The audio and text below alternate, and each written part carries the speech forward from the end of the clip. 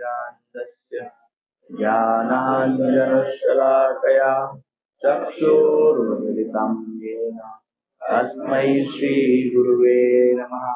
श्रीचैतन्यमनोभीष्टं स्थापितं येन भूतले स्वयं रूप कदा मह्यं ददाति स्वपदान्तिकम्। वन्देऽहं श्रीगुरु श्रीयुतपदकमलं श्रीगुरून् वैष्णवांश्च श्रीरूपं साग्रजातं सहगणा रघुनाथान्वितं तं सजीवं साद्वैतं सावधूतं परिजनसहितं कृष्णचैतन्यदेवं श्रीराधा कृष्णपादान् सहगण ललिता श्रीविशाखान्वितंश्च हे कृष्ण करुणा सिन्धु दीनबन्धु जगत्पते गोपेश गोपिकान्त राधाकान्त नमोस्तुते।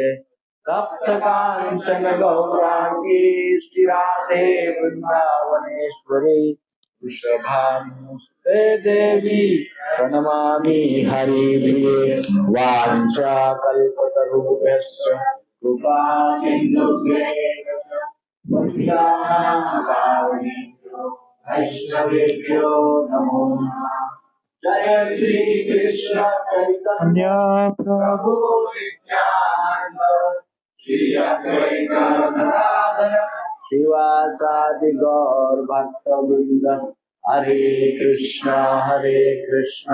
कृष्ण कृष्ण हरे हरे, हरे राम राम राम हरे हरे, हरे कृष्ण कृष्ण कृष्ण हरे हरे, हरे राम राम राम हरे हरे, हरे कृष्ण कृष्ण कृष्ण हरे हरे, हरे राम राम राम हरे हरे। श्रील प्रभुपाद की जय। सब लोग आए हैं। पहले सर्टिफिकेट दे देते हैं सभी को। आईडीसी जिन्होंने किया है इसको थोड़ा रोक दीजिए।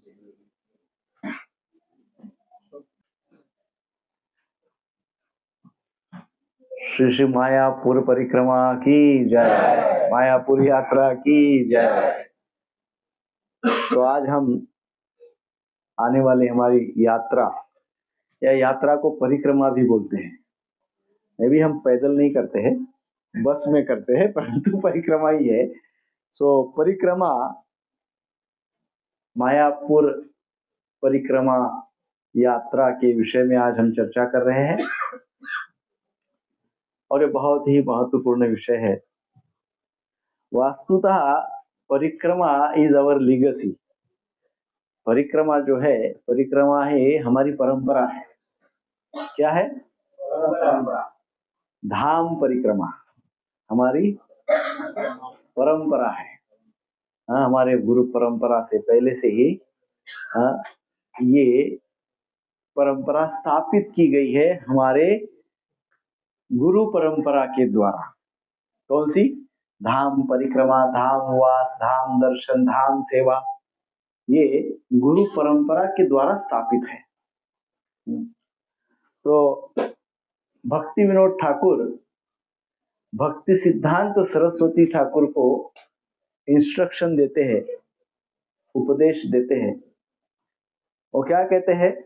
वो कहते हैं kindly invest your full Endeavour into starting the परिक्रमा एज सुन एज पॉसिबल। भक्ति विनोद ठाकुर भक्ति सिद्धांत सरस्वती ठाकुर महाराज को कहते हैं कि जितने जल्दी हो सके उतने जल्दी परिक्रमा शुरू करने के लिए अपना पूर्ण प्रयास करो। कौन किसको कहता है? भक्ति विनोद ठाकुर भक्ति सिद्धांत सरस्वती महाराज को कहते हैं कि जितने जल्दी हो सके उतने जल्दी आप अपने पूर्ण प्रयास लगाइए और परिक्रमा शुरू करिए, है ना। अब क्यों करिए? क्योंकि ड्यू टू दिस परिक्रमा, इस परिक्रमा के कारण प्रत्येक व्यक्ति, इस संसार का प्रत्येक व्यक्ति, कहने का आशय है कि ज्यादा से ज्यादा जीव, ज्यादा से ज्यादा लोग इस परिक्रमा के माध्यम से कृष्ण भक्ति को प्राप्त करेंगे। इसको प्राप्त करेंगे, कृष्ण भक्ति को प्राप्त करेंगे। इसलिए जल्दी से जल्दी आप क्या करो, अपना पूर्ण प्रयास परिक्रमा स्टार्ट करने में, परिक्रमा की शुरुआत करने में लगाइए। ऐसी इंस्ट्रक्शन भक्ति विनोद ठाकुर महाराज ने भक्ति सिद्धांत सरस्वती महाराज को दिया था। अब भक्ति सिद्धांत सरस्वती ठाकुर महाराज ने वो पूरी तरह से वो इंस्ट्रक्शन का पालन किया कंप्लीटली, और उन्होंने वो रेगुलरली, बहुत नियमितता से धाम परिक्रमा करते थे। बहुत असंख्य भक्तों को ले जाते थे और उनसे धाम परिक्रमा करवाते थे। कौन? भक्ति सिद्धांत सरस्वती ठाकुर एकदम रेगुलरली करते थे। एक बार परिक्रमा करते वक्त भक्ति सिद्धांत सरस्वती महाराज चंपाहटी में थे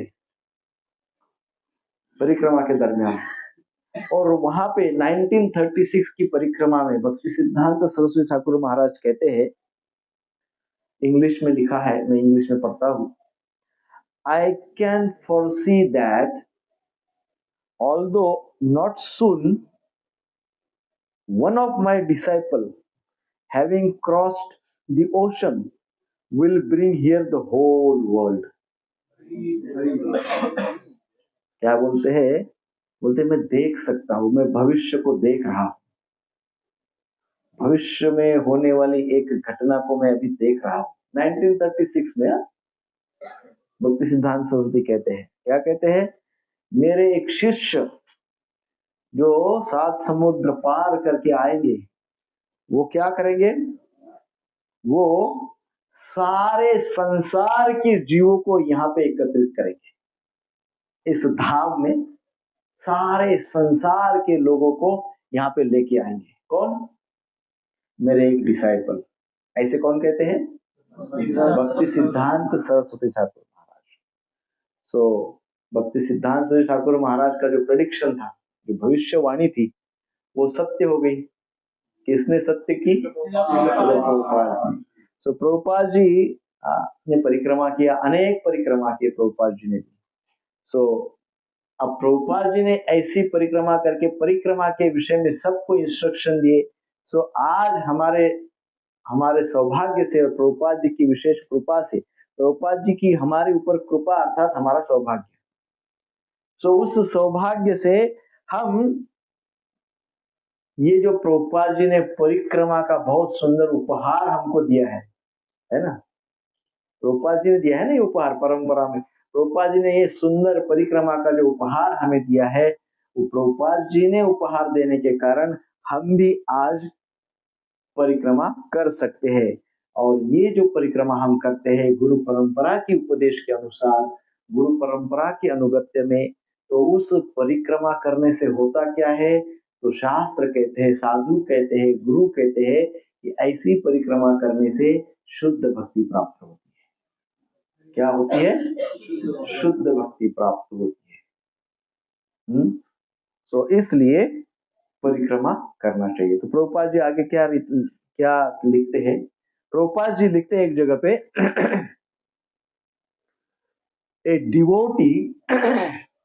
a devotee should make it his goal to visit all the places where Lord Chaitanya performed his pastimes. भक्त ने अपने जीवन का तो एक ये उद्देश्य ही बनाना चाहिए कि जहां जहां पे भगवान श्री चैतन्य गए हैं, जिस स्थान पे श्री भगवान चैतन्य गए हैं, उस स्थान पे विजिट करें, उस स्थान पे जाएं। और ऐसा नहीं कि जहां भगवान श्री चैतन्य गए वहां पे बहुत रुके, बहुत दिनों तक, बहुत घंटों तक रुके, वहां कुछ लीला की, ऐसे ही स्थान पे जाएं। प्रभुपाद जी कहते हैं यदि कुछ सेकंड के लिए भी चैतन्य महाप्रभु कुछ मिनट के लिए भी कहीं रुके होंगे, तो ऐसे सारे स्थान पे जाना चाहिए।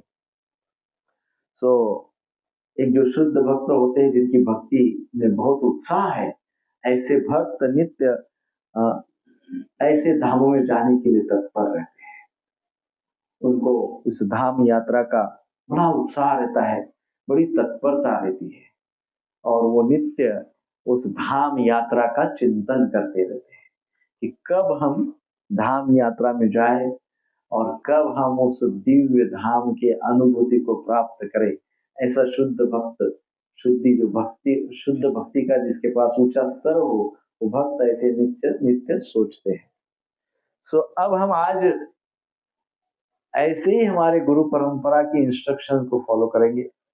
परम पूज्य गोपाल कृष्ण गोस्वामी महाराज भी सब जगह यात्रा लेके जाते थे। लास्ट यात्रा जगन्नाथपुरी की, हरिद्वार में नहीं, महाराज जिसमें थे रामेश्वरम, यस, रामेश्वरम यात्रा, यात्रा की थी। सो इट मीन्स हम वही अनुगत्य में अपने गुरुदेव को, श्रील प्रभुपाद जी को, गुरु परंपरा को बहुत अच्छी तरह से सेवा करने के लिए हम यात्रा में जाना चाहिए, क्योंकि वो हमको, हमारी परंपरा है, वो हमको इंस्ट्रक्शन है। तो यात्रा में जाने के जो नियम है कि कैसे यात्रा में जाए, इस यात्रा से मैक्सिमम बेनिफिट कैसा ले सकते हैं, सबसे ज्यादा लाभ यात्रा से कैसे ले सकते हैं, इसकी हम आज चर्चा करेंगे। तो ज्यादा से ज्यादा लाभ लेने के नियम है, डिसिप्लिन है, रेगुलेशंस है। और ये जो नियम है, ये जो रेगुलेशंस, ये दो टाइप के हैं। एक है भौतिक स्तर के नियम,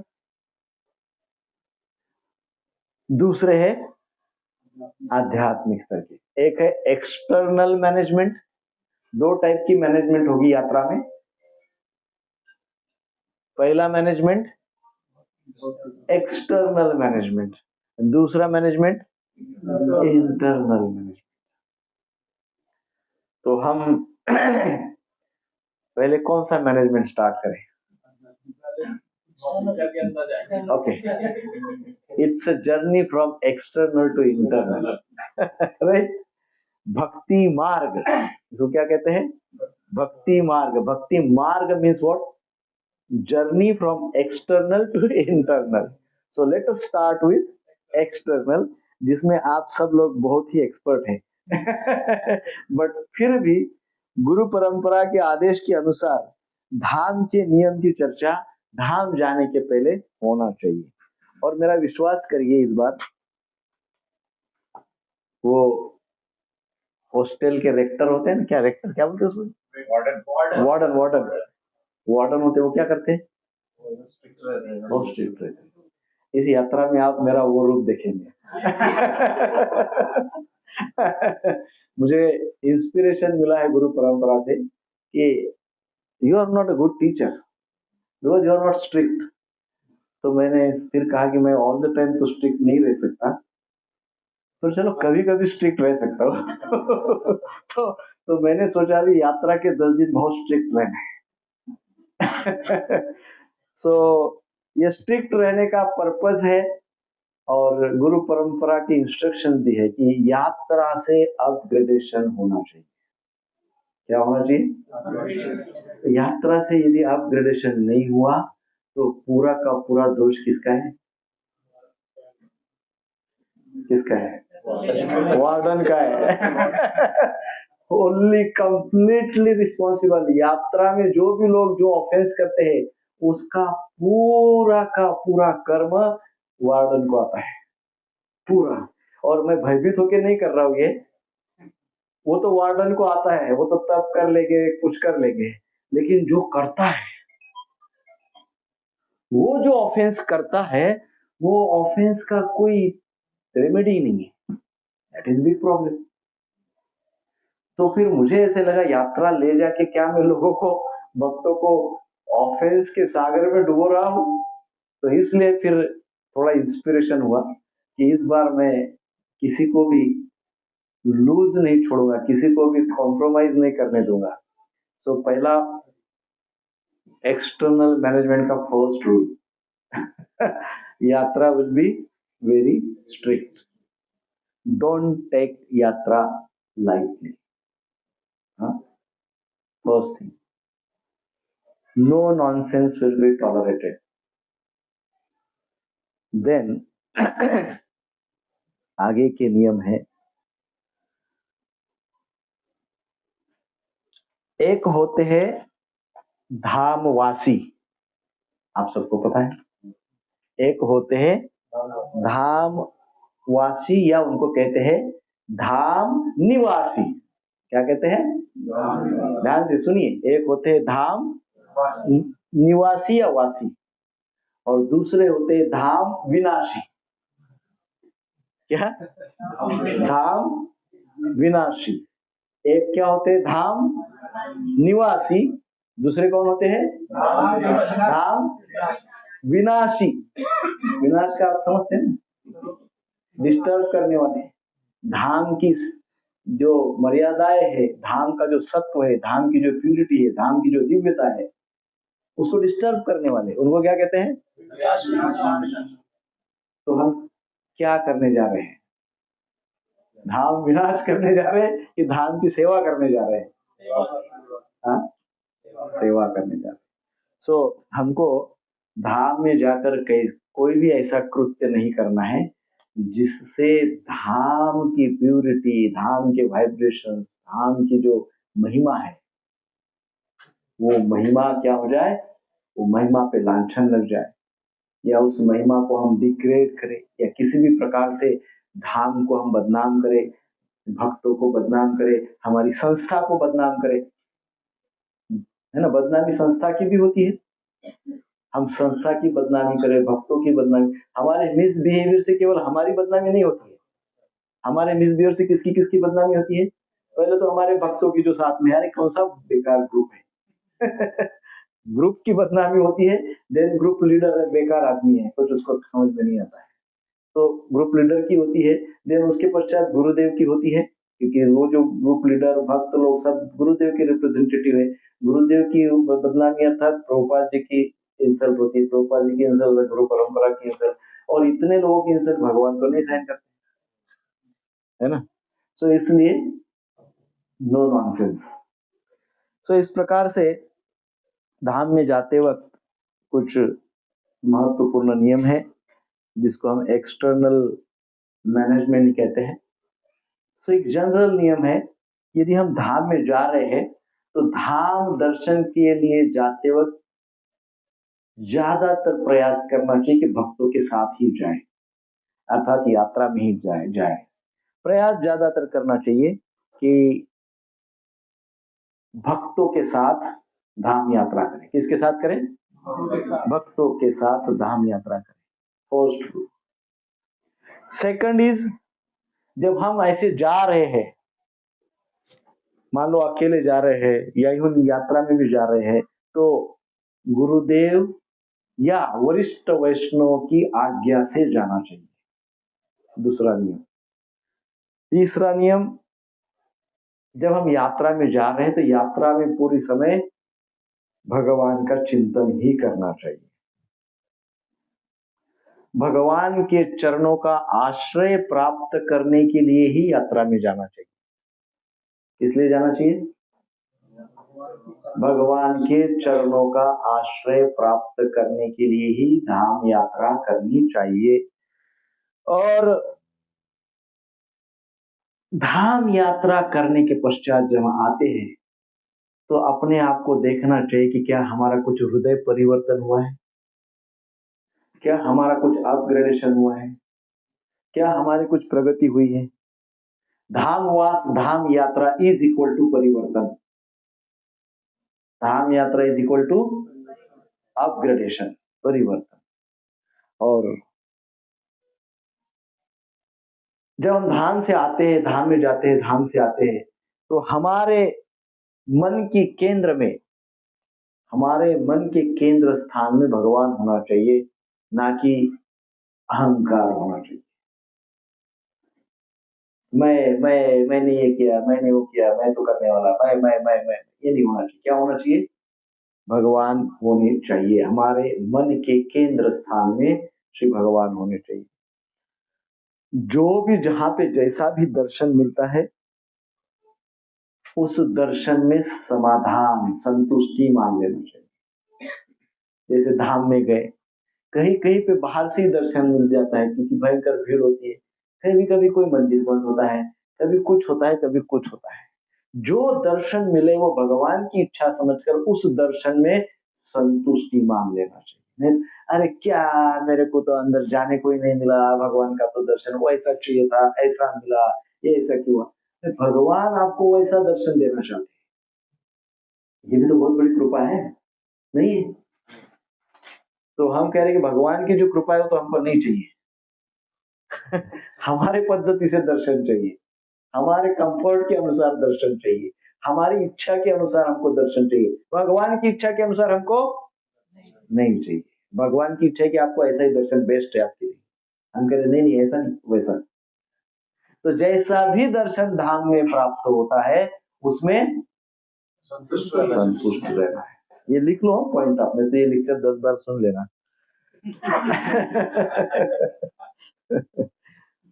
तो अब हम थोड़ा और मटेरियल जो अरेंजमेंट्स होती है,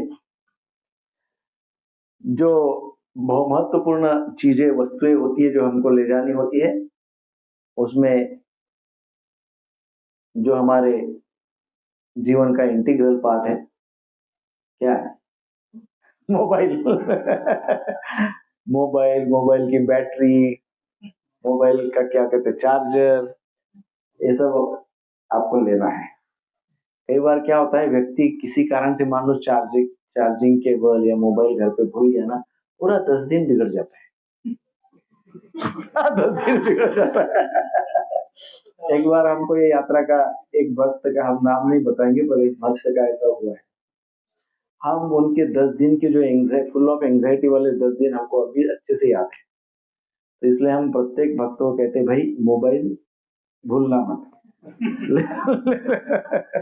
यद्यपि ये कोई बोलने की बात नहीं है क्योंकि ये तो कभी कोई भूलता ही नहीं है, परंतु फिर भी चार्जर वगैरह जो उसका पैराफर्नेलिया जो भी लगता है वो सब ले लीजिए। दूसरा एक कुलुप, लॉक एंड किल्ली, क्या कहते हैं हिंदी में? ताला और चाबी। ताला और चाबी पास में रख लीजिए। पहले दिन बैग अभी निकाल लीजिए बाहर, उसमें एक एक चीज डालते जाइए, जो जो याद होता है। लॉक एंड की एक रखना चाहिए, नहीं तो वहां कभी कई बार ऐसे हो सकता है कि भाई अरे आपका ताला लगा हो वगैरह वगैरह। अब कई जगह पे ऐसा भी हो सकता है, मॉस्किटो क्या कहते हैं, मच्छर हो किसी प्रकार से, तो वो मॉस्किटो रिपेलेंट्स जो भी आपको सूट होते हैं वो आप ले लीजिए। बेटर है वो कोई ऑइंटमेंट्स आता है तो वो लेंगे तो ज्यादा बेटर है। हाँ नहीं, लक्ष्मण रेखा तो जरूरत नहीं, मॉस्किटो वगैरह। धाम में उससे क्या है, कीटक मर जाते हैं, ऐसा मैंने सुना है। तो अपन चेंज कर देंगे ऐसा कुछ। हाँ उस समय ऐसा यदि होता है, पिछले समय ऐसा कुछ हुआ था, किसी के रूम में कुछ कीड़े मकोड़े निकल गए थे, तो अपन उस समय रूम चेंज कर देंगे और रिक्वेस्ट करके मैनेजमेंट को वगैरह। बट उसमें क्या, धाम में जाके किसी कीटक को मारना नहीं चाहिए, तो हम वो वैसा नहीं यूज करेंगे। हम अपने शरीर को वो क्या कहते हैं, मॉस्किटो रिपेलेंट्स वगैरह वो सब आप लगा सकते हैं एंड उनको उस प्रकार से प्रोटेक्ट कर सकते हैं। अपने जितने भी मेडिसिन है, नहीं तो होता क्या है, प्रत्येक लीला स्थली पे मेडिकल दिखे कि प्रभु जी मैं आया मेडिसिन। तो मेडिसिन कॉन्शियसनेस बहुत ज्यादा हो जाती है। तो क्या करना है, दवाई ले भरपूर मात्रा में ले लो। मतलब कम मत के नहीं होना चाहिए, नहीं तो अरे अभी तो दो टैबलेट बाकी है, वहां देख लेंगे। है ना? भरपूर मात्रा में मेडिसिन सारे टाइप के ले लो, जो भी आपको सूट होती है वो सब ले लीजिए। कभी आपको कुछ कपड़े धोना है वगैरह, तो उसके लिए कोई रस्सी चाहिए तो वो रस्सी आप ले सकते हैं। और इम्पोर्टेंट बात है, वाटर बॉटल। अब हर जगह पानी मिलता है इसलिए आजकल कोई बोतल कैरी नहीं करता है, लेकिन धाम में क्या होता है, एक हम लोग 70 लगभग 75 हो गए, समझो राउंड अबाउट 75 भक्त हैं, रोज 2 लीटर तो पानी पिएंगे, तो एक व्यक्ति 2 बोतल पिएगा। 150 बोतल रोज हम धाम में फेंकेंगे, रोज 150 बोतल हम कहाँ फेंकेंगे? तो हम धाम सेवा करने जा रहे हैं कि विनाश करने जा रहे हैं? निवास नहीं, विनाश हो रहा है। तो इसलिए एक प्रयास ये करिए कि एक बोतल रख लीजिए और उसी में पानी भर लेने का, उसी में पानी भर के जहाँ पे, जैसे हम जहाँ रुक रहे हैं वहां पे तो बड़ा पानी का फिल्टर वाटर सब व्यवस्था होगी, यात्रा में जा रहे तो बड़ा हम एक बोतल तो ले लेंगे, उसमें आप वो बोतल रखिए। कहीं पे यदि पानी नहीं है तो एक आध जगह आपने ले लिया, ठीक है। जैसे ट्रैवलिंग है, ट्रैवलिंग में तो कोई ऑप्शन नहीं है, लेना पड़ेगा, है ना, आपको वाटर बोतल बाहर का लेना पड़ेगा। तो थोड़ा मैनेज करिए, कोशिश प्रयास प्रयास ये करिए कि कम से कम पोल्यूशन फैलाएं धाम में, और नहीं फैलाएंगे तो उत्तम, है ना। सो ये एक महत्वपूर्ण बात है। बाद में जो सामान की जो मैनेजमेंट है, लगेज, लगेज मैनेजमेंट में एक बात है, बहुत वैल्यूएबल्स पास में मत रखिए, ज्वेलरी वगैरह बहुत ज्यादा मत रखिए, मिनिमम से मिनिमम जो है वो रखिए। एंड बहुत सारी चीजें भी कैरी मत करिए कि ये भी चाहिए, ये भी चाहिए, ये भी चाहिए। 10 दिन कुछ एक आधी चीज नहीं भी होए, थोड़ी तपस्या कर लिए तो भी कोई प्रॉब्लम नहीं है। तो बहुत ज्यादा सामान मत नहीं लेना है, और जो भी आप ये सब चीजें ले रहे, इलेक्ट्रॉनिक्स वगैरह वगैरह, वो आप खुद ही उसको अच्छे से मैनेज करिए, है ना, दूसरे के भरोसे नहीं छोड़ना है। इम्पोर्टेंट चीज है वेशभूषा, है ना। प्रभु जी धोती और कुर्ता, यदि किसी कारण से धोती नहीं पहनते एक आध बार, जिनको पहन कभी पहना ही नहीं है पूर्व में, तो वहां पे पहनने का सीख लीजिए। है ना, कोई सोचता है मैंने अभी तक पहना ही नहीं तो मैं तो पायजामा पहन लूंगा। और ऐसा न करे, अभी 1 महीना टाइम है लगभग, 1 महीने में घर में ही रोज एक बार धोती पहनिए, 4-5 दिन में तो सीख जाएंगे, है ना। सो धोती और कुर्ता प्रभु जी के लिए, और माताओं के लिए जो भी कंफर्टेबल है, साड़ी या क्या कहते हैं सलवार सूट वगैरह वगैरह। लेकिन जो भी ड्रेस हम सब जो भी पहन रहे हैं, एक इम्पोर्टेंट बात है, वो डिसेंट होना चाहिए, है ना। कई बार भक्त लोग चड्डी पहन के आते हैं, ये धाम कोई ऐसा शॉर्ट पहन के घूमने के लिए, कोई टूरिज्म के लिए आए हैं क्या, है ना। तो वो नॉट अलाउड। मायापुर मंदिर में 3 क्वार्टर में भी घुसने नहीं देते। हाँ, वो नहीं चलेगा, लेके आपको धोती पहनाएंगे और हाँ, वो तो है, बिल्कुल अनएथिकल है। अभी घर में पहनो, मुंबई में पहनो, ठीक है, अभी धाम में जा रहे हैं उधर, तो वो एक ध्यान में रखना चाहिए कि हमारा परिधान एकदम डिसेंट होना चाहिए, कल्चरल होना चाहिए, है ना, एकदम एब्सर्ड नहीं पहनना चाहिए। सो छोटे बच्चे हैं उनके लिए कुछ नियम वेशभूषा में कुछ सहूलियत है। सो हम प्रयास ये करेंगे एक और, कि हम वो बेल्ट बनाएंगे, जैसा हमने पूर्व में डिसाइड किया था। लेकिन वो लास्ट टाइम किसने बनाया था, वो एक जो मजबूत वाला बनाया था, वो आपने बनाया था शायद, है ना। तो उसी टाइप का चाहिए जो मतलब 10 दिन हाथ में रहे, फट के नहीं निकलना चाहिए, फटना नहीं चाहिए। और उसमें हम इस्कॉन का तो सिंबल हम नहीं डाल सकते, लेकिन इस्कॉन लिख सकते हैं। हाँ, गौर प्रेम संघ कहो या इस्कॉन लिखो, सिंबल कोई मत डालो डालो, या गौर प्रेम संघ लिखो, इस्कॉन लिखो, हरे कृष्ण लिखो, ऐसा उस पे लिखो। और उस पे है ना, एक दो दो तीन फोन नंबर, मोबाइल नंबर होने चाहिए, है ना। दो तो कम से कम होने ही चाहिए, कभी कोई मिस हो गया, कोई पीछे रह गया, उसके पास मोबाइल भी रूम पे रह गया, डिस्चार्ज कंप्लीट, बैटरी डाउन हो गई, अब क्या करेंगे। नंबर तो आजकल किसी को भी याद नहीं रहता है, क्योंकि मोबाइल ही सब याद रखता है, तो हमको फिर कुछ याद नहीं रहता है, ऐसे क्या करेंगे। तो पट्टा है हाथ में, और वो पट्टा कंपलसरी रहेगा, सबको पहनना कंपलसरी रहेगा। किसी कारण किसी ने पट्टा मिस कर दिया, टूट गया, फट गया, भूल गया, रुक गया, कुछ भी कर दिया, तो उसको 500 रुपए देके दूसरा पट्टा मिल जाएगा। 500 रुपये फाइन, 500 रुपये देके दूसरा स्ट्रिप को मिल जाएगा। हाँ?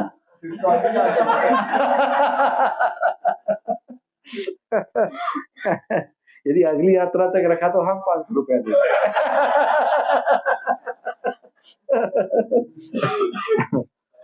सो रहने की जो व्यवस्था है सब जगह पे, हम लोग कोई प्रोफेशनल टूर ऑपरेटर्स नहीं है। है ना? We are not tour operators professional. हम लोग भक्तों की सेवा के लिए दो चार लोग हम एकत्रित हुए हैं। हमने बाय फोन सब जगह अरेंज किया है। हमारा भाव है कि बेस्ट टू बेस्ट आपको प्रोवाइड किया जाए। यदि वो नहीं होता है तो वो हम सबके कर्म है, इसमें हम कोई भी मैनेजमेंट में कोई जिम्मेदार नहीं। यदि किसी कारण से वो कोई चीज खराब निकलती, कोई रूम बेकार निकलती कुछ, तो बहुत ज्यादा हैरान परेशान होने की जरूरत नहीं है, बहुत ज्यादा क्रोध करने की भी जरूरत नहीं है, बहुत ज्यादा मनस्ताप करने की, दुखी होने की भी आवश्यकता नहीं है। वो किसी ने भी इंटेंशनली नहीं किया होता है। सो क्योंकि कोई प्रोफेशनल नहीं है तो कुछ कभी मिस्टेक हो जाती है, तो उसका सब मिलके सॉल्यूशन निकालेंगे। यदि किसी प्रकार की ऐसी समस्या हुई तो समस्या क्या हो सकता है कि भाई रूम में इलेक्ट्रिसिटी नहीं है, रूम में मान लो हीटर काम नहीं कर रहे हो, वाटर हीटर काम नहीं कर रहा है, या ऐसी जो छोटी छोटी समस्याएं हैं, तो वो हम उसके लिए भी एक टीम बनाएंगे, उनके साथ शांति से कोऑर्डिनेट करके प्रॉब्लम को सब मिलके सॉल्व करेंगे, है ना? क्योंकि जब कोई टूर ऑपरेटर होता है तो होल एंड सोल वो रिस्पॉन्सिबल होता है। पहले पहले मैं यात्रा लेके जाता था, बहुत जगह पे यात्रा लेके गया हूँ, तो मुझे रात भर फोन आते थे, प्रभु जी हमारा तकिया खराब है, प्रभु जी हमारा हीटर हीटर काम नहीं कर रहा है, प्रभु जी यहाँ पे। मैं रात भर कॉल अटेंड करता था। तो फिर धीरे धीरे वो मेरे कैपेसिटी के बाहर होने लगा। तो कुछ एक दो साल यात्रा बंद रखी कि नहीं ले जाना है, यात्रा नहीं ले जाना है। बट ये ध्यान में रखिए कि कोई यहाँ पे सब लोग मिलके सब प्रॉब्लम सॉल्व करना है ना? किसी कोई व्यक्ति का यहाँ पे कोई भी पर्सनल गेन किसी को भी नहीं हो रहा है। कोई भी प्रॉफिट के लिए यात्रा नहीं ले जा रहा है, ना कोई प्रॉफिट के लिए यात्रा में आ रहा है। ये हम मंदिर की सेवा, भक्तों की सेवा, गुरु परंपरा की सेवा, धाम की सेवा, भगवान की सेवा, सेवा भाव के अनुसार ये सब हो रहा है। तो इस प्रकार से कभी कभी रहने की व्यवस्था यदि कुछ होती है तो सब मिलके उसको सॉल्व करेंगे। सो जब हम यात्रा पे जाएंगे तो यात्रा में हम कुछ ग्रुप्स बनाएंगे, मे बी 7-8 ग्रुप बनाएंगे, 10 लोगों का एक ग्रुप समझो, या 10 लोग का एक ग्रुप करते हैं तो 7 ग्रुप बनेंगे, 5-7 ग्रुप बन जाएंगे। सो जो भी ग्रुप लीडर होंगे, कृपा करके ग्रुप लीडर को फॉलो करो, या ग्रुप लीडर को बताओ, जो भी कुछ कहीं जा रहे हो, कुछ कर रहे हो, तो ग्रुप लीडर को बोलना अतिशय आवश्यक है ना? ग्रुप लीडर को बोल के जाओ, क्योंकि इस बार 2 बस होगी, एक बस में सब लोग नहीं आएंगे, तो 2 बस होगी, कोऑर्डिनेशन होगा। कोई ये बस में गया कि कोई वो बस में गया, ये बस वाला उसको ढूंढता रहेगा, वो बस में चला जाएगा। सो इसके लिए थोड़ा सा ग्रुप लीडर को कांटेक्ट में रहना जरूरी है। सो अब कुछ डिसिप्लिन, जो पर्सनल डिसिप्लिन होता है, जैसे उदाहरण है कि जब मान लो प्रवचन हो रहा है, लेक्चर है, तो समय पे आ जाइए। उधर प्रवचन चल रहा है, आधा हो गया तो भी पड़े है, सो रहे हैं, या थके हुए हैं, या ये अपॉर्चुनिटी बार बार नहीं आती। तो बिल्कुल पंक्चुअल, टाइम टू टाइम, नहीं तो एक एक को रूम में निकालने के लिए 10-10 लोग लगे। अरे चलो, अरे चलो, समय हो गया, चलो बस खड़ी है, चलो बस खड़ी है, चलो, ये सब नहीं होना चाहिए। इसको यात्रा नहीं करते कहते हैं। यात्रा में एकदम पंक्चुअलिटी चाहिए। तो क्या ध्यान रखना है हमको? समय का ध्यान रखना है। एक और रिक्वेस्ट है, इधर उधर भटकते मत बैठिए। जरा सा यात्रा वापस रूम पे आए, सब हो गया, प्रसाद हो गया, चले घूमने। क्योंकि मन इतना चंचल रहता है ना कि वो बैठता ही नहीं एक जगह, घूमते रहता है, घूमते रहता है, इतना घूमने की कोई आवश्यकता नहीं है, इधर उधर भटकने की कोई आवश्यकता नहीं है। और विशेषकर ग्रुप लीडर को बिना बोले तो कहीं पे भी नहीं जाना है। और दूसरा एक महत्वपूर्ण बात, जहां लिखा रहता है, क्लियर कट लिखा रहता है फोटो लेने के लिए मनाही है, वहां फोटो मत निकालिए। फिर क्या होता है, वो कैमरा या फोन वो ले लेता है मंदिर मैनेजमेंट, और वो ड्यूटी हमारे पास आता है, प्रभु जी मेरा फोन ले लिया, अब मैं क्या करूँ? What am I suppose to do? वो मेरे को बोला ये लिखा है इधर, अब क्या करोगे? सो क्या करना है, जहां लिखा है वहां मत निकालो फोटो। कोई वो भगवान की इच्छा है कि आपको फोटो नहीं लेना है, वो भगवान की इच्छा है, वहां से नहीं लेना है। सो कई बार भीड़ होता है मंदिर में, अब मायापुर में भी सब जगह भीड़ होगा या कम भी भीड़ होगा, तो भी एकदम वो भीड़ में वही प्रणाम दंडवत प्रणाम करना है, तो एकदम भीड़ में सबको इधर उधर घुसा के सब करके घुस के उधर जाके दंडवत प्रणाम डोंट डू दिस, ये नहीं करना है प्रभु, ये नहीं करना है। खड़े खड़े प्रणाम करना है। यदि आपको कहीं कॉर्नर मिलती है तो पंचांग प्रणाम कर लो, नहीं मिलती है तो भगवान को भाव अर्पण करो, अपने भाव से दंडवत प्रणाम करो, है ना। बहुत ज्यादा एंग्जाइटी होने की जरूरत नहीं। सो एक और इम्पोर्टेंट बात है, जैसे मान लो फॉर एग्जांपल हम मायापुर में नवद्वीप में जा रहे हैं एक एक द्वीप दर्शन के लिए, और कोई मंदिर में गए और वहां पे चरणामृत दे रहे हैं। हम कितने लोग हैं? 75 लोग हैं। सब लाइन में लगे चरणामृत लेने। कितना टाइम लगेगा? और हमको आगे 10 जगह जाना है। हम कहाँ से आए? मुंबई से, इतना हजारों किलोमीटर जाए। तो थोड़ा सेंसिबल भी रहने की आवश्यकता है। उस वक्त क्या देखना है आपको? उस वक्त देखना है लीडर क्या कर रहे हैं। Just follow leader, simple, just follow leader. कई बार ऐसा कंफ्लिक्ट हो जाता है कि वहां के मंदिर के पुजारी पंडित जी कहते बैठो, आप बोले नहीं बैठो तो पाप लगेगा। ऐसे वक्त अपना दिमाग मत चलाइए, देखिए कि लीडर क्या कर रहे हैं। तो आप देख रहे कि मैंने प्रणाम किया और मैं मंदिर के बाहर निकल गया, आप बिना कुछ सोचे निकल जाओ। यदि आपको किसी प्रकार का भय है, आपको लग रहा है कि मेरा ऑफेंस हो गया, तो ऑफेंस मेरे को आ जाएगा, क्योंकि आप क्या कर रहे हैं, मुझे देख के आ रहे हैं ना, मुझे देख के आ रहे हैं तो ऑफेंस मेरे पास आ जाएगा, मैं देख लूंगा। Don't try to be emotional. मेरा कहने का अर्थ केवल इतना है कि बहुत ज्यादा इमोशनल होने की आवश्यकता नहीं। मैं भी क्या देख सकता हूँ, मैं तो गुरु परंपरा को प्रार्थना करते रहूंगा। मैं कहूंगा गुरु महाराज को, श्रील प्रभुपाद जी को, गुरु परंपरा को, हे गुरु महाराज, हे गुरु परंपरा, हे श्रील प्रभुपाद, हमारी यात्रा पूर्ण हो। तो फिर वो मुझे इंस्पायर करेंगे, तो उनकी इंस्पिरेशन से मैं आगे आगे चलता रहूंगा। जैसे मेरे पास भी आपके ऑफेंसेस को डाइजेस्ट करने की पावर तो कुछ भी नहीं, मैं तो एकदम शून्य व्यक्ति हूँ, परंतु गुरु परंपरा को मैं एक योग्य तरीके से प्रार्थना करता रहूंगा हम सबके लिए। तो क्या है, फिर आप मुझे देखो और चलो, है ना, ठीक है कि नहीं? सब लोग आए क्या यात्रा में? वो लोग बिल्कुल नहीं आए हैं जो ऐसा करते हैं।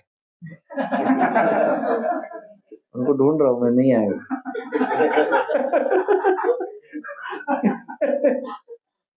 वो बैठ ही जाएंगे वहां पे। आप उनको कान में भी बोलेंगे ना मंत्र ऐसा, तब भी वो देखेंगे सब गए क्या, ना बैठ। So try to understand the situation, है ना। सो ऐसा नहीं होना चाहिए, बहुत ज्यादा इमोशनल नहीं होना चाहिए, है ना। देन जैसा कि हमने कहा, पर्यावरण की सुरक्षा या शुद्धता, वहां पे प्लास्टिक बॉटल्स, पेपर्स, प्लास्टिक की बैग्स ऐसा फेंकना नहीं है आपको, है ना, इसका ध्यान रखना है। और बस से जब हम प्रवास करते हैं, बस में जब जाते हैं, तो फिर बस में हम कुछ भी खाते रहते हैं और पूरा टाइम उधर फेंकते रहते हैं बाहर खिड़की में से। हम कहाँ घूम रहे हैं? हम घूम नहीं रहे, हम क्या कर रहे हैं? परिक्रमा कर रहे हैं। और परिक्रमा कर रहे हैं और खाते जा रहे, फेंकते जा रहे, खाते जा रहे। तो उस पर ध्यान रखिए। यदि आपको वो करना है, एक 2-3 पॉलिथीन की बैग अपने बैग में रखो, उसमें कचरा जमा करते जाओ। जब कृष्णा कृष्णा हरे हरे, हरे राम राम राम हरे। कई बार ऐसा होता है कि भीड़ वगैरह रहती है मंदिर में, तो पिक पॉकेटर्स वगैरह आते हैं, तब तो अपना सब ध्यान रखिए, सब अपने जो भी बिलोंगिंग्स है, सब चीज है, उस पर ध्यान रखिए, ग्रुप में ही प्रवेश करें। अब जो विशेष अपराध है, धाम अपराध, और धाम अपराध के विषय में हम थोड़ी चर्चा करेंगे। जो धाम गुरु है, जो धाम की महिमा को हमको समझाते हैं, जो धाम गुरु है, धाम की महिमा समझाने वाले, उनका अपमान करना या उन्होंने बताई हुई बातों को नहीं मानना, अवज्ञा करना, ये बहुत बड़ा धाम अपराध है ना। दूसरा, ये जो धाम, जिस धाम पे हम गए हैं वो अनित्य है ऐसा समझना। क्या है? अनित्य। जैसा हम मुंबई का है, मुंबई जैसा शहर है, वैसे ही एक और एक शहर है, या हमारे गांव जैसा ही दूसरा गांव है। ये धाम है, ये नित्य रहता है, ये कभी खत्म नहीं होता है, इसका विध्वंस नहीं होता है। सो पवित्र तीर्थ स्थान में जो लोग रह रहे हैं उनको सामान्य लोग समझना, जो धाम वासी है उनको हमारे जैसा समझना, सामान्य समझना, ये भी एक प्रकार का अपराध है। वो सामान्य नहीं है। पवित्र स्थान में रहते हुए सारे सांसारिक कार्य करते रहना, वहां पे रहे तो वहां पे रहे, लेकिन सारा ध्यान मन पूरा कहाँ लगा हुआ है? मुंबई में लगा हुआ है। सो वो नहीं करना चाहिए। कई बार हम एक बड़ा अपराध करते हैं, हमको पता नहीं रहता है, अलग अलग स्थान पे हम दर्शन के लिए जाते हैं और हम वहां के विग्रह देखते हैं। मतलब यहाँ के विग्रह मेरे ख्याल से 2 फुट हो गए। मूर्ति अर्थात विग्रह का मापन करना, विग्रह को मेजर करना बहुत बड़ा अपराध है। तो कोई भी धाम में जाता हूँ तो मैं सबसे पहले सेफ्टी देखता हूँ। सेफ है तो आगे बढ़ेंगे, सेफ नहीं है तो भावग्राही जनार्दन, भगवान भाव के मुख्य, भाव अर्पण करेंगे। अब वही गंगा सागर है और स्नान तो कर नहीं, और उधर समुद्र एकदम हाई टाइड, अब क्या करोगे?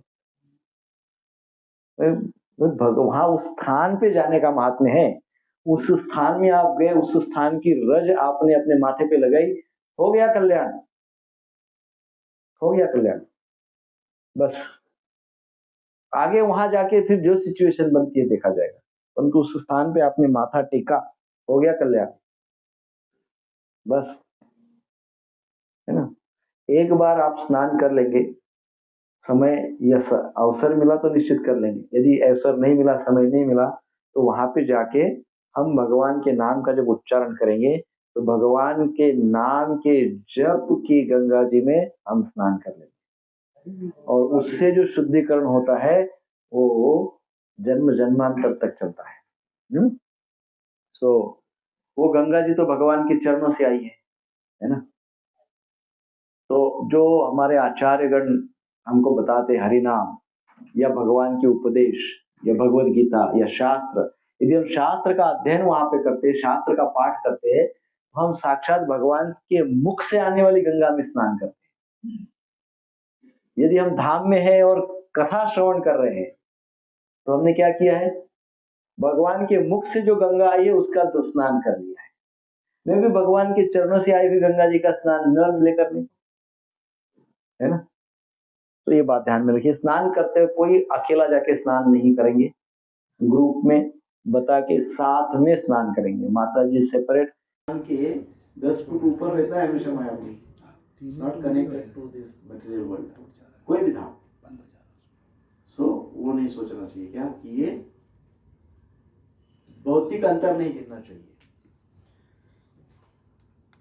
धाम में निवास करते पाप कर्म करना या पापी विचार रखना दोनों नहीं होना चाहिए। न विचार चाहिए पापी, न कर्म चाहिए पापी।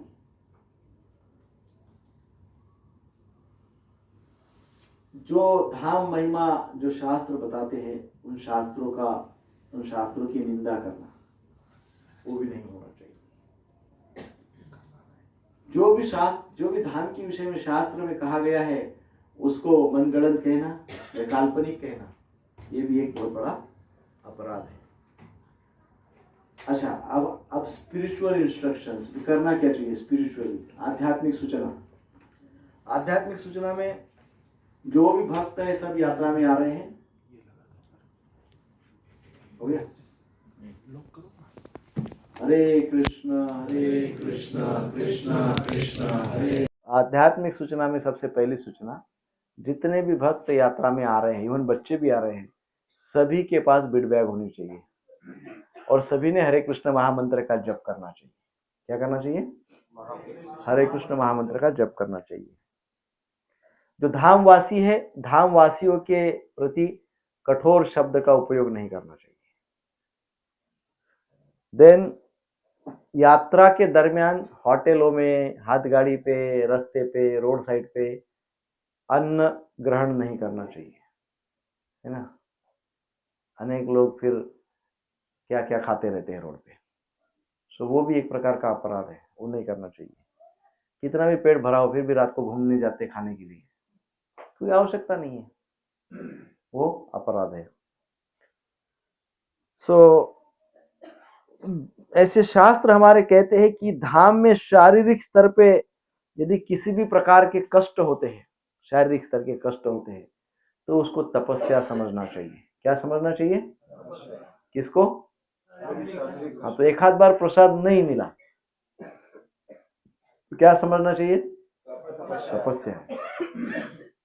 प्रसाद नहीं मिला, प्रसाद नहीं मिला, प्रसाद नहीं मिला, प्रसाद नहीं मिला, तो जितना धाम में आपने जो भी पुण्य कर्म किया होगा या जो भी सुकृति अर्जित की होगी, वो प्रसाद प्रसाद के चक्कर में सब जीरो हो जाएगी, क्योंकि एंग्जाइटी बढ़ गई। प्रसाद नहीं मिला तो इतनी एंग्जाइटी बढ़ गई अनलिमिटेड। सो उसको तपस्या समझना, धाम में जाके थोड़ा तप भी करना चाहिए, है ना। और विशेषकर ये बहुत इंपॉर्टेंट बात है, धाम में हम 10 दिन है लेकिन किसी भी प्रकार की भौतिक चर्चा न करें। धाम में जाकर भौतिक चर्चाएं अवॉइड करें, बिल्कुल नहीं करनी चाहिए भौतिक चर्चाएं। आध्यात्मिक चर्चा करिए, नाम जप के विषय में चर्चा करिए, कोई दूसरी चर्चा कर सकते उत्तम में नहीं कर सकते, नाम जप के विषय में चर्चा करें, नाम के विषय में चर्चा करें। सो यदि कई बार हम ये भी देखते हैं यात्रा में कि मान लो किसी प्रकार की असुविधा हो गई, किसी प्रकार का इनकन्वीनियंस, अनकंफर्ट, असुविधा हो गई, तो हमने ये देखा घंटों तक उसकी चर्चा करते रहते हैं, घंटों तक, कभी कभी तो कई दिनों तक चर्चा करते हैं असुविधा की। सो वो सारी असुविधाओं की चर्चा करने से अच्छा है ज्यादा से ज्यादा समय जप करें। क्या करें? ज्यादा से ज्यादा समय जप करें, श्रवण करें, जप करें। यात्रा में हम किस लिए जाते हैं? वैष्णवों का, गुरुओं का, साधुओं का संग करने के लिए यात्राओं में जाते हैं।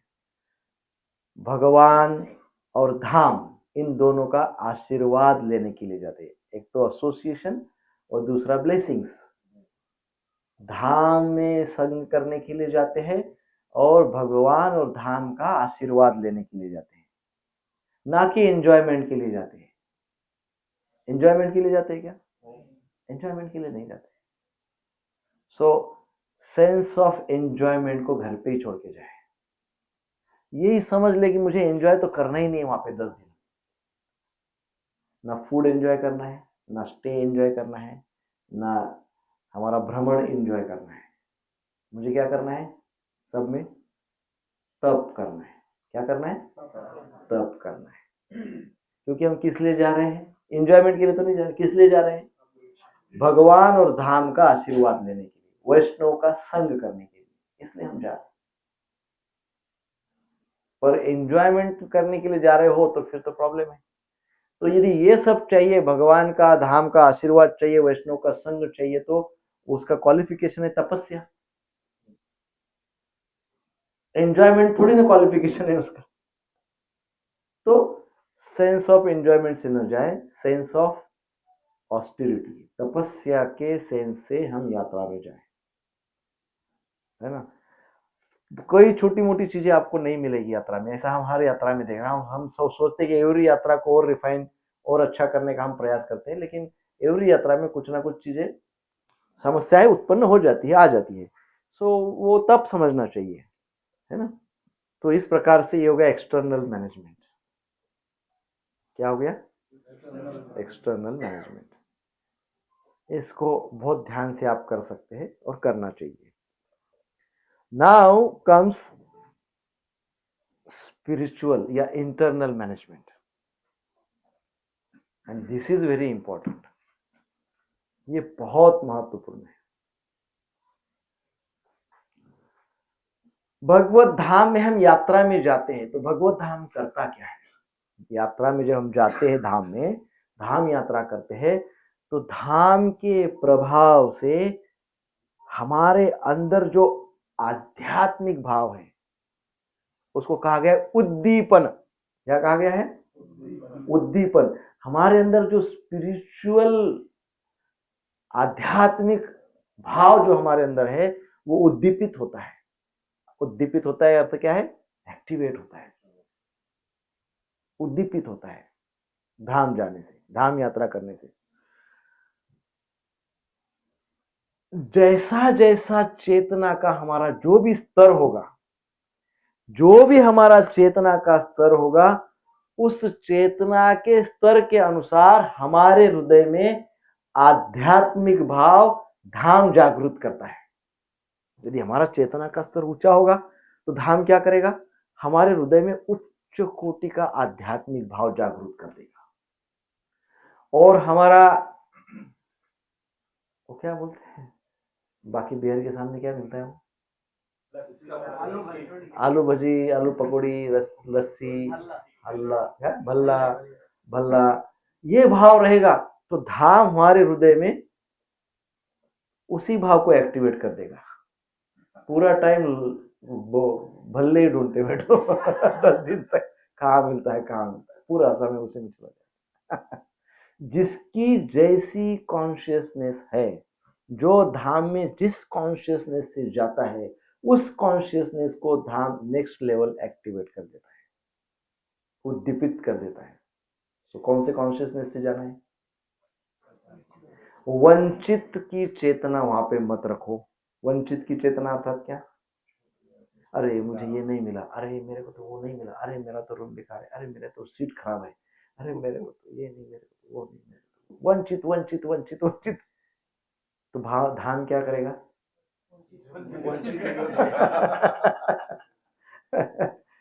so, ऐसा भाव वहां पे नहीं रखना है ना। तो जिस प्रकार की चेतना का हमारा स्तर है, उस चेतना के स्तर को धाम क्या करता है? उद्दीपित करता है ना, एक्टिवेट करता है, अपग्रेड करता है। सो यह शुद्ध भाव भी हो सकता है अथवा ये भाव आभास भी हो सकता है। जब हमारा चेतना अच्छा है, हमको शुद्ध भाव से जाना है, हम वहां पे गए और उस चेतना को धाम अपग्रेड कर रहा है, तो वो जो हमारा शुद्ध भाव वाला चेतना है वो वास्तव में शुद्ध भाव हो भी सकता है, या कभी कभी हमको लग रहा है कि हमारा भाव शुद्ध है लेकिन है नहीं। इसको क्या कहते हैं? शैडो, आभास, शैडो। भाव है नहीं, लगता है कि मेरा भाव है, भक्ति भाव में इसमें यात्रा कर रहा हूं, मैं जो यात्रा कर रहा हूं बड़ा भक्ति भाव से कर रहा हूं, लगता है, लेकिन होता नहीं है। शुद्ध भाव आर्टिफिशियल होता है कई बार। डोंट वरी, फिर भी चिंता मत करो। ये आप जिस लेवल की भक्ति करते हैं ना, उसके ऊपर डिपेंड है कि भाव शुद्ध है कि शैडो है। शुद्ध भाव है कि शैडो वाला भाव है, नॉट रियल। ये किस पे निर्भर है? Depends on level of your Sadhana, depends on level of your more specific chanting. आप किस प्रकार से जप करते हो, क्या कितनी शुद्धता से जप करते हो, that it is very important. So भगवान की जो भी जितनी भी लीला स्थलियां हैं, वो भगवान की लीला स्थली हृदय में भाव उस स्तर का जागृत कर सकती है, करती है जिस स्तर तक उस भक्त की भगवान के प्रति अटैचमेंट है। और सिंपल भाषा में बताता हूं, हम कोई भगवान के लीला स्थली में गए, भगवान की लीला स्थली का दर्शन किया, लीला स्थली का दर्शन करके हमारे हृदय में वो लीला स्थली, सुन रहे ना, वो लीला स्थली क्या कर रही है? भाव जागृत कर रही है। जिस लीला स्थली का दर्शन किया, वो लीला स्थली हमारे हृदय में क्या कर रही है? अब वो जो भाव जागृत कर रही है, कौन से लेवल का भाव जागृत कर रही है, कौन से लेवल तक, कौन से स्तर तक भाव जागृत कर रही है वो लीला स्थली? जितने स्तर की अटैचमेंट हमारी भगवान के साथ है, क्या जितने स्तर की the level of attachment we have with Krishna, Krishna के साथ हमारे कितने कितने डीप अटैचमेंट है, वो डेप्थ के अनुसार वो लीला स्थली हमारे हृदय में शुद्ध भाव जागृत करेगी। देखिए, it's very important, very important spiritual instruction है, इसको बहुत सीरियसली ले लीजिए। और इसको अभी से, क्योंकि आज हम इसलिए बोल रहे हैं क्योंकि अभी 1 महीना टाइम है, लगभग 1 महीने में हम प्रैक्टिस कर सकते हैं। सो क्या करना होगा? कृष्ण के प्रति, भगवान के प्रति हमारी अटैचमेंट बढ़ाना पड़ेगा। भगवान के प्रति अटैचमेंट बढ़ाने का अर्थ है भगवान के नाम के प्रति हमारी अटैचमेंट हमको इंक्रीज करना होगा, बढ़ाना होगा। सो बहुत इंपॉर्टेंट है। अब ठीक है भाई, मैं चाहता हूं कि मेरा नाम के प्रति, भगवान के नाम के प्रति डीप अटैचमेंट हो जाए। मैं चाहता हूं कि भगवान के प्रति मेरा डीप अटैचमेंट हो जाए। I feel, I wish, I want, मुझे चाहिए अटैचमेंट भगवान के प्रति, भगवान के नाम के प्रति। व्हाट टू डू, क्या करना होगा? तो शास्त्र कहते हैं एडवांस डिवोटी का एसोसिएशन, उन्नत भक्तों का संग। उन्नत भक्त अर्थात जिस भक्त के पास प्रचुर मात्रा में नाम रुचि है, जिस भक्त के पास क्या है? प्रचुर मात्रा में नाम रुचि है, ऐसे भक्त का एसोसिएशन, ऐसे भक्त का जब संग हमको थोड़ा भी मिलता है तो क्या हो जाता है? हमारा भी अटैचमेंट बढ़ जाता है भगवान के प्रति। और जितना हमारा भगवान के प्रति अटैचमेंट बढ़ेगा, उतना उस लीला स्थली का दर्शन करने से हमारा भाव शुद्ध होता जाएगा। बरोबर? हरे कृष्ण कृष्ण कृष्ण हरे हरे, हरे राम राम राम हरे।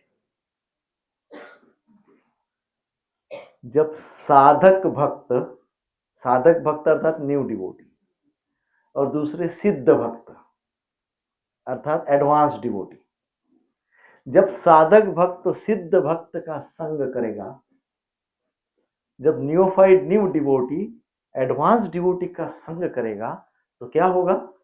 जो एडवांस डिवोटी के हृदय में भगवत भाव है, जो एडवांस डिवोटी के हृदय में भगवत भाव है, वो भगवत भाव वो न्यू डिवोटी के हृदय में प्रकाशित कर देगा। क्या हो जाएगा?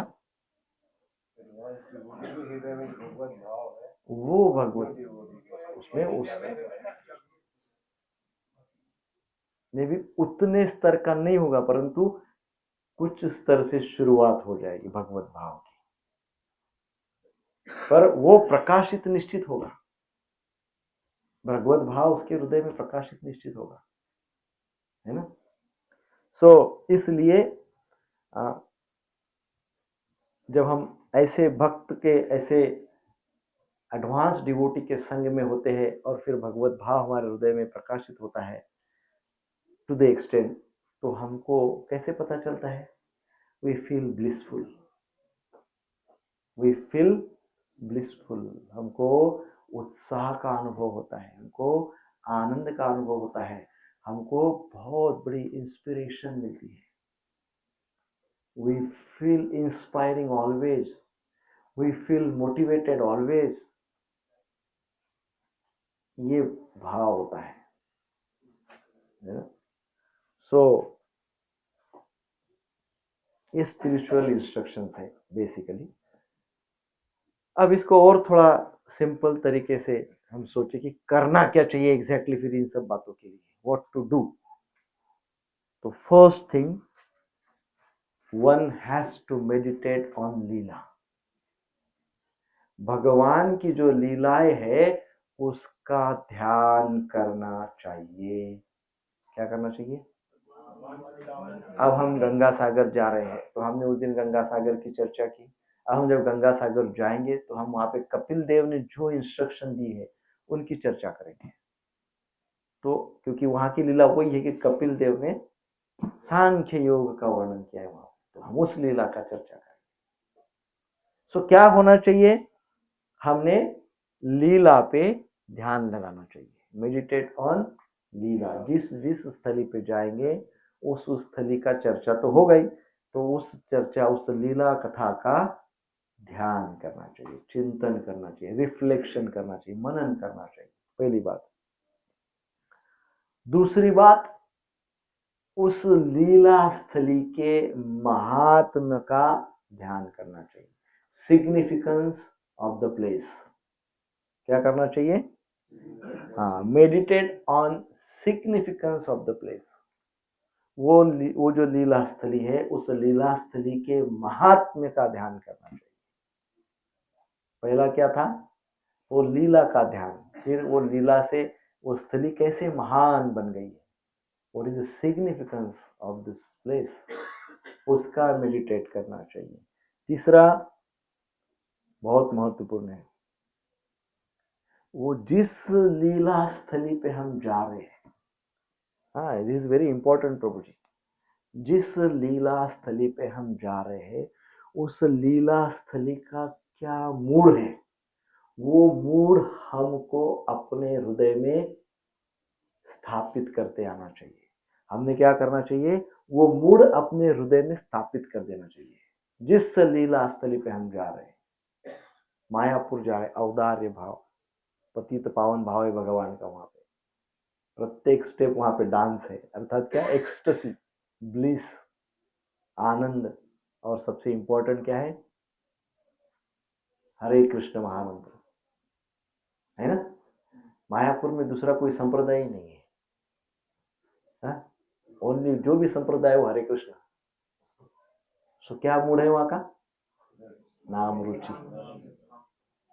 वो मूड मायापुर जाने के पहले, वो मूड हमारे अंतःकरण में स्थापित करना चाहिए। क्या करना चाहिए? नाम रुचि, नाम रुचि, शुद्ध नाम, रोज शुद्ध नाम, रोज शुद्ध नाम। नाम रुचि को इंस्टॉल करो, है ना, प्राण प्रतिष्ठा करो नाम रुचि की हमारे हृदय में। सो इस प्रकार का भाव होना चाहिए, है ना। जगन्नाथपुरी में क्या भाव है? हरे कृष्णा कृष्णा कृष्णा हरे हरे, हरे राम राम राम हरे। जगन्नाथपुरी में प्रसाद का भाव है। प्रसाद अर्थात कृपा, प्रसाद अर्थात क्या? कृपा। तो मुझे कैसे ज्यादा से ज्यादा कृपा मिले, कृपा, कृपा चाहिए, कृपा, कृपा करो, कृपा करो। जो भी मिलेगा जगन्नाथपुरी में क्या बोलना है? कृपा करो, कृपा करो, मैं बहुत पतित हूँ, कृपा करो, कृपा करो, कृपा करो। ये भाव होना चाहिए। अर्थात क्या होना चाहिए? Grateful, with full of gratitude Jagannathpuri में रहना चाहिए। वैसे सभी जगह पे विथ फुल ऑफ ग्रेटिट्यूड रहना चाहिए, पर वहां पे दीनहीन के भाव में कृपा मांगना चाहिए भगवान को, क्योंकि प्रसाद मीन्स कृपा, वो मिल जाती है वहां पे। जैसे प्रसाद मिलता है वैसे कृपा मिल जाती है। सो नेक्स्ट इज, वहां पे हमको एकदम हम्बल स्टेट में रहना है। प्रभु यकीन करिए, विश्वास करिए मेरे बात पे, धाम में यदि हम नम्र भाव नहीं रखेंगे ना, तो प्रभु 1 मिनट में सारा का सारा जीरो हो जाता है, सारा जीरो हो जाता है, कंप्लीट जीरो। और वो हमारे नम्र भाव की परीक्षा भी बहुत होती है धाम में, क्योंकि भगवान भी देखते हैं ना कि फेक नम्र भाव है कि रियल नम्र भाव है, फेक नम्रता है कि रियल में हम्बल नेचर है। तो हमको बहुत बहुत बहुत चैलेंज किया जाता है हमारे नम्र भाव को छोड़ने के लिए। बट यकीन मानिए, यदि हमने ऐसा कर दिया, हमने अपने नम्र भाव को छोड़ दिया, तो सारी बैटरीज डाउन हो जाती है, अर्थात जितना किया कराए सब जीरो हो जाता है, पूरी सुकृति जीरो हो जाती है। क्योंकि धाम में क्रोध प्रकट करना, ईर्ष्या प्रकट करना, द्वेष करना कतई क्षमा नहीं की जाती है, माफ नहीं किया जाता है, नहीं किया जाता है। सो उसका सारा का सारा सुकृति वहां पे जीरो हो जाता है। सो ये बात ध्यान में रखना है कि हमको पूरे समय 10 दिन क्या प्रैक्टिस करनी है, विनम्र भाव। लेकिन विनम्र भाव रियल है ना। वैसे एक बिजनेसमैन के जैसा विनम्र, कभी कोई बिजनेस वाले लोग, कई दुकानदार बड़े नम्र होते हैं ना। आप कोई कपड़े लेने के, कपड़े की दुकान में आइए आइए बैठिए बैठिए, एकदम बैठ जाते हैं, पानी देते हैं, कोल्ड ड्रिंक बिस्किट अमुक तक होगा, क्या है कैसे आप, कितना विनम्र भाव है। नहीं, हमको ऐसे ही विनम्र भाव की आदत है। यदि हमारा कोई स्वार्थ है तो हम बहुत ही विनम्र हैं, अब स्वार्थ नहीं है तो बहुत ही खड़ूस है कि नहीं। तो वैसा वो फेक विनम्र भाव है। वो क्या है? फेक विनम्र भाव है। और रियल विनम्र भाव, नम्रता इन एनी सिचुएशन। कैसे पता चलेगा कि सही में नम्र है? क्योंकि इन एनी सिचुएशन हम विनम्र हैं, इट मीन्स हम वास्तव में विनम्र हैं। कभी विनम्र, कभी खड़ूस, कभी विनम्र, कभी खड़ूस, ऐसा नहीं चलता है। क्रोध और नम्र ये साथ में नहीं रह सकते, और ड्यूअल पर्सनालिटी हो जाती है, वो फेक भाव हो जाता है। सो अब ये भी बहुत महत्वपूर्ण बात है। One has to understand dham through his heart. धाम को कैसे समझा जा सकता है? धाम को समझना है किससे? दिमाग से, बुद्धि से, हृदय से। धाम को समझने के लिए शुद्ध हृदय चाहिए। क्या चाहिए? शुद्ध हृदय चाहिए। तल्लक बुद्धि नहीं चाहिए, लॉजिक कुछ काम का नहीं। क्या चाहिए? शुद्ध हृदय चाहिए। धाम को अच्छे से समझना है, धाम के चिन्मयता को समझना है, तो शुद्ध हृदय की आवश्यकता है ना। अब देखो, धाम दो प्रकार से प्रकट होता है। एक होता है धाम की एक्सटर्नल कवरिंग। जैसे कोई हम वस्तु लाते हैं तो उस वस्तु का पैकेजिंग बहुत बढ़िया रहता है, कभी कभी बहुत ही सुंदर पैकेजिंग रहता है, और वो सुंदर पैकेजिंग में हम मोहित हो जाते हैं, बोलते हैं अरे यही रियल है, यही सही है। अंदर कभी कभी जो भी कुछ आता है, लेकिन हम एक्सटर्नल में ही एकदम हिप्नोटाइज हो जाते हैं। तो भाव भी दो स्तर पे, एक एक्सटर्नल, एक क्या है? एक्सटर्नल अर्थात एक्सटर्नल कवरिंग ऑफ धाम, बाह्य कवच, धाम का बाह्य कवच। बाह्य कवच में ही लोग मंत्रमुग्ध हो जाते हैं, और उस बाह्य कवच को ही क्या समझते हैं? यही धाम है, बोलते हैं यही धाम है ना। जैसे चकाचौंध रहता है धाम में, बड़ा जबरदस्त लाइटिंग, ये वो चकाचौंध है एकदम। ओहो क्या वृंदावन है प्रभु, क्या है प्रभु? अरे क्या जबरदस्त लाइटिंग है, क्या जबरदस्त फव्वारे है, कितना विशाल क्षेत्र है, कितने लोग हैं, कितना बढ़िया, कितना प्रसाद बंटता है, कितना बढ़िया है वृंदावन। उतना जगह जगह बाथरूम है, ये भी बहुत। अब हम धाम के एक्सटर्नल कवरिंग को हम धाम मान रहे हैं। हम इन्फ्लुएंस या प्रभावित किससे हो गए? बाह्य कवच जो है, बाह्य आवरण जो है धाम का, बाह्य आवरण में ही हम फंस गए, घूम गए, यही है। परंतु रियल जो धाम है, रियल धाम, वो बड़ा चिन्मय तत्व है, बड़ा सूक्ष्म तत्व है। उसको देखने के लिए, उस रियल धाम को देखने के लिए, उस चिन्मय धाम का दर्शन करने के लिए कान चाहिए। क्या चाहिए? आंख नहीं, क्या चाहिए? कान चाहिए।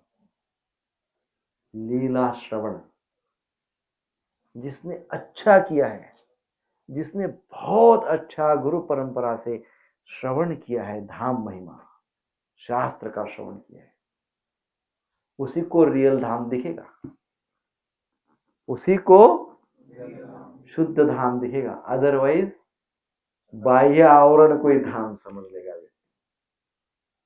हाँ, है ना। सो इस बात को जरा ध्यान रखिए कि धाम में हमको श्रवण बहुत करना है, धाम के पहले भी हमको श्रवण बहुत करना है, श्रवण करते रहना है। नवदा भक्ति का ये सबसे पहला प्रिंसिपल है, श्रवण। वैसे तो जब हम यात्रा में जाते हैं, धाम यात्रा में, तो नवदा भक्ति के सारे अंग वहां सेटिस्फाई सब मिल जाते हैं। नवदा भक्ति के 9 अंग हमको मिल जाते हैं। श्रवण होता है, कीर्तन होता है, श्रवण कीर्तन स्मरण होता है, पाद सेवनम। पाद सेवनम किसको कहते हैं? धाम की जो परिक्रमा हम कर रहे हैं उसको पाद सेवनम कहते हैं। धाम परिक्रमा को पाद सेवनम कहते हैं। भगवान का चरण वहां प्रत्येक जगह पे है, हम माथा टिक रहे, भगवान के चरण की सेवा कर रहे, पाद सेवनम। श्रवणम कीर्तनम विष्णु स्मरणम पाद सेवनम। अर्चनम, वहां पे मंदिर में हम रुक रहे तो मंदिर में अर्चनम वंदनम तो होता ही, अर्चनम वंदनम। साख्यम, दास्यम साख्यम, हम भगवान से प्रार्थना करते हैं, हम एकदम नम्र भाव से कर रहे हैं, भगवान स्वामी भगवान, हम भगवान को हम कहते हैं कि जीवेर स्वरूप है कृष्णेर नित्य, हम तो दासत्व का स्वरूप है हमारा, तो हम तो कौन है, दास भाव। और वो धाम में हमको रियलाइज करवाती रहती है बात बार बार, श्रवण करने, श्रवण के माध्यम से, गुरु परंपरा के माध्यम से। साख्यम, हम सब भक्त कॉन्ग्रीगेशनल चैंटिंग, हम सब एक सखा भाव से एकत्रित आके भगवान को प्रसन्न करने का प्रयास कर रहे हैं। और हम, जैसे भगवान ने कहा भगवत गीता में अर्जुन को कि आप मेरे सखा हो और भक्त भी हो, इसलिए मैं आपको ये रहस्य बता रहा हूँ। तो वहां पे भगवान हमको धाम का रहस्य रियलाइज करवाते हैं, वहां पे हमको भगवान धाम का रहस्य रियलाइज करवाते हैं। तो इसका अर्थ क्या हुआ, हम भी भगवान का भजन करते हैं सखा और भक्त के भाव में वहां पे। तो नवधा भक्ति आत्मनिवेदनम। आत्मनिवेदन कैसे होता है यात्रा में? हाँ, एक तो सबसे पहली बात है कि आप ये सारे टीवी मोबाइल ये सब सबसे दूर रहते हैं 7-8 दिन, तो मन में कोई मैनिपुलेटिव थॉट्स नहीं आते हैं। एक शुद्ध सात्विक वातावरण में आते हैं तो मैनिपुलेटिव वाले सारे सारे थॉट निकल जाते हैं, बहुत फोकस रहते हैं। और जब आदमी जब बहुत फोकस रहता है, नाम जप करता है, संग करता है, तो उसके हृदय में कोई बात है तो कभी तो भगवान के सामने 10 दिन के अंदर बोल लेता है, ये रियल वो धाम यात्रा कर रहा है। तो उसको क्योंकि भगवान के साथ क्लोजनेस फील होती है, वहां पे ये feel that I am very close to Bhagwan. जब मैं क्लोज टू हूं तो मैं कुछ मेरा बता देता हूँ, आत्मनिवेदन। भगवान मेरा हमका होता है नहीं, कृपा करो, ये मैं है ना कल से 64 माला जप करूंगा या 32 माला करूंगा या 25 माला करूंगा या 20 माला करूंगा या 16 तो करूंगा ही है ना। सो वो आत्मनिवेदनम हो जाता है। सो जब हम यात्रा करते हैं तो भक्ति के 9 के 9 अंग वहां पे हमको अनुभव होता है, हम प्रैक्टिस करते हैं उसका। तो जब हम यात्रा में जाते हैं, नेक्स्ट नियम, यात्रा में जाते हैं तो जो धाम वासी है उनका भाव, उनकी सेवा, उनका जो धाम के प्रति सेवा भाव है वो उसको समझना चाहिए और उसकी प्रशंसा करनी चाहिए। क्या करनी चाहिए? हाँ, उनका अपमान नहीं करना चाहिए। कई बार हम बोलते हैं अरे ये तो पैसे ही लेते हैं, ये तो ज्यादा ही पैसे बोलते हैं, ये सब बोलने की आवश्यकता नहीं है। आपको नहीं करना है मत करो, बट बोल के अपने रक्त को अशुद्ध क्यों कर रहे हो? बोलने की आवश्यकता नहीं है, जो भी है तो है, ठीक है, बोलने की आवश्यकता नहीं। धाम में वहां पे वो धामवासी का वैसा मूड है, वैसा उसका सेवा का तरीका है, वैसे वो कर रहे हैं, सो वो ध्यान नहीं रखना चाहिए। सो कुछ और भी छोटी छोटी गाइडलाइंस हैं जो हमको जो धाम का सीक्रेट ट्रेजर हाउस है उसमें एंट्री दे सकता है। तो गाइडलाइंस, तो सबसे पहले तो धाम को दंडवत प्रणाम करना चाहिए। क्या करना चाहिए? जाते से ही धाम को, हमारी यात्रा जैसे हम गंगा सागर पहुंचे, पहला क्या करना चाहिए? दंडवत प्रणाम करना चाहिए। कलकत्ता में ही दंडवत प्रणाम करना चाहिए क्योंकि कलकत्ता प्रभुपाद जी की जन्मभूमि है, तो वो धाम ही है। सो कलकत्ता उतरते से स्टेशन पे पहले क्या करना चाहिए? दंडवत प्रणाम करना चाहिए। यदि दंडवत प्रणाम किसी कारण से संभव नहीं है, पंचांग प्रणाम करना चाहिए, पर प्रणाम जरूर करना चाहिए, है ना। अपनी शारीरिक मर्यादाएं है तो खड़े खड़े प्रणाम करना चाहिए, पर प्रणाम करना चाहिए। देन जो धाम है वो धाम के रहस्य को आगे यात्रा के दरमियान धाम के रहस्य का श्रवण करें, धाम के रहस्य का चिंतन करें, धाम के रहस्य का ध्यान करें, धाम के रहस्य का अध्ययन करें। कुछ भी जो भी पॉसिबल है, जो भी संभव है, जो भी मिलता है, वो धाम के रहस्य को समझने का प्रयास करें। Guideline number 2।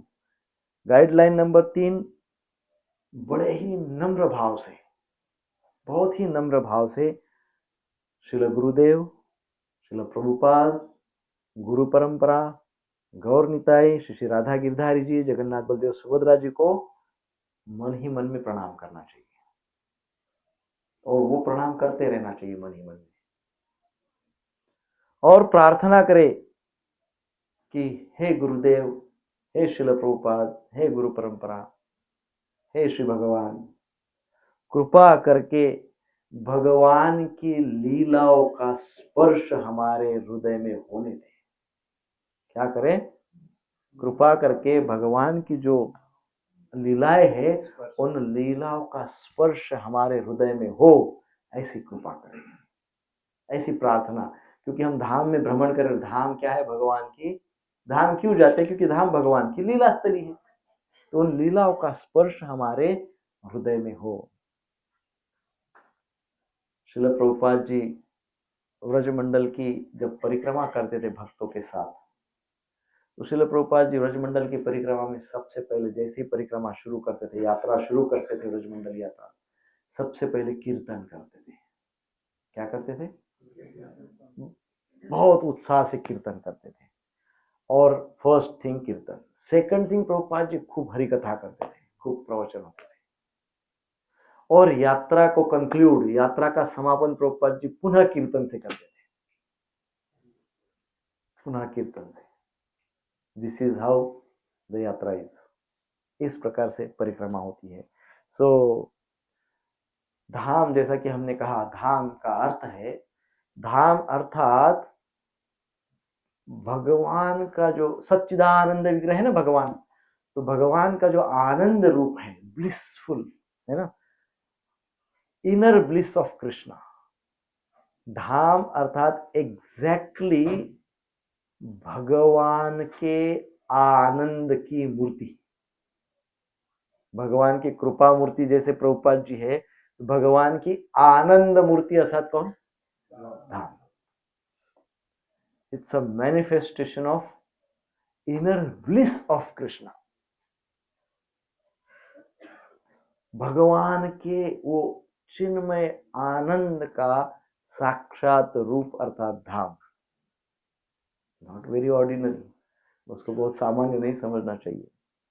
यदि हम गुरु परंपरा को, गुरुदेव को, गुरु परंपरा को, श्रील प्रभुपाद जी को बहुत अच्छे से फॉलो करेंगे, उनके आदेशों का, उपदेशों का पालन करेंगे, तो हमें धामवास में वही दिव्य आनंद की अनुभूति होगी। किसकी अनुभूति होगी? क्योंकि धाम क्या है? भगवान का जो आनंद रूप है उसकी साक्षात मूर्ति। उस साक्षात चिन्मय आनंद, आध्यात्मिक आनंद की अनुभूति धाम में हमको हो। कब होगी? हाँ, धाम में गुरुदेव के, प्रभुपाद जी के, गुरु परंपरा के, भगवान के इंस्ट्रक्शंस को हम फॉलो करेंगे। सो ये बहुत महत्वपूर्ण है, ये आध्यात्मिक इंस्ट्रक्शंस है, इसका हमने पालन करना चाहिए। Don't take dham very lightly, एकदम ऑर्डिनरी नहीं लेना चाहिए। कुछ नियम है, उसका नियम आपको स्ट्रिक्टली फॉलो करना चाहिए। मायापुर में बहुत सारे नियम बहुत स्ट्रिक्ट हैं, और हम अपने मेंटली पहले ही अपने मन को हम तैयार करके हम भी नियम का पालन बहुत स्ट्रिक्टली करेंगे, है ना। अब इसमें हमारी जिम्मेदारी थोड़ी और बढ़ जाती है